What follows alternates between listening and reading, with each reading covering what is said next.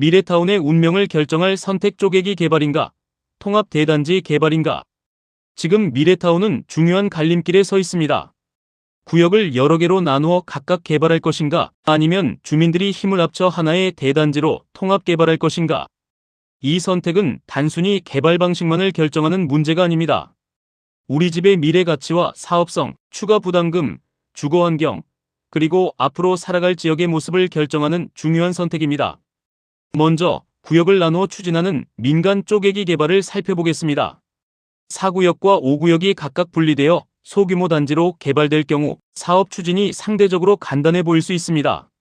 그러나 장기적인 관점에서는 여러 가지 우려가 있습니다. 첫째, 단지 규모가 작아지면서 사업성이 낮아질 가능성이 있습니다. 아파트 단지의 규모가 작으면 공사비와 각종 사업비를 분담할 수 있는 세대수가 줄어들기 때문에 조합원 한 사람당 부담이 커질 수 있습니다.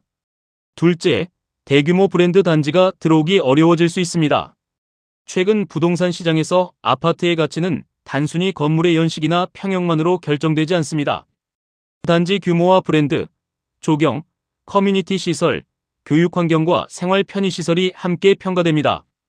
구역이 잘게 나뉘면 대형 건설사의 참여 가능성이 낮아지고 대규모 기반 시설을 확보하기도 어려워질 수 있습니다. 셋째, 구역 사이의 이해관계가 달라지면서 분쟁 가능성이 커질 수 있습니다. 각각의 구역이 별도의 사업을 추진하면 도로와 출입구, 기반 시설, 공사 시기, 비용 분담 문제를 놓고 갈등이 발생할 수 있습니다. 사업이 지연될수록 금융 비용과 공사비가 증가하고 그 부담은 결국 주민들에게 돌아올 가능성이 있습니다. 그렇다면 공공이 참여하는 통합 대단지 개발은 어떤 장점이 있을까요? 가장 큰 장점은 4구역과 5구역을 하나로 통합해 규모 있는 대단지를 조성할 수 있다는 것입니다. 대단지가 되면 더 많은 세대와 넓은 부지를 바탕으로 사업성을 높일 수 있습니다. 대형 건설사의 참여 가능성도 커지고 지역을 대표하는 브랜드 아파트 단지를 만들 수 있는 기반이 마련됩니다. 또한 넓은 중앙광장과 공원, 산책로, 운동시설, 주민 커뮤니티 공간 등 소규모 개발에서는 만들기 어려운 시설을 갖출 수 있습니다. 주민들이 단순히 새 아파트에 입주하는 것을 넘어 쾌적하고 편리한 새로운 생활 환경을 누릴 수 있게 되는 것입니다. 공공이 참여할 경우 사업 과정의 안정성과 투명성을 높일 수 있다는 기대도 있습니다. 국토교통부 등 관계기관의 제도적 지원을 바탕으로 사업 절차와 비용을 보다 체계적으로 관리할 수 있기 때문입니다. 물론 통합개발이라고 해서 모든 문제가 자동으로 해결되는 것은 아닙니다. 사업 방식과 분담금, 예상 수익, 주민 권리, 추진 일정 등을 주민들이 충분히 확인하고 검토해야 합니다. 그러나 한 가지는 분명합니다. 개발 초기에 어떤 방향을 선택하느냐에 따라 앞으로의 사업성과 미래 가치가 크게 달라질 수 있다는 것입니다. 지금 각각 나누어 개발을 시작하면 나중에 다시 하나의 대단지로 통합하는 것은 사실상 매우 어려워질 수 있습니다.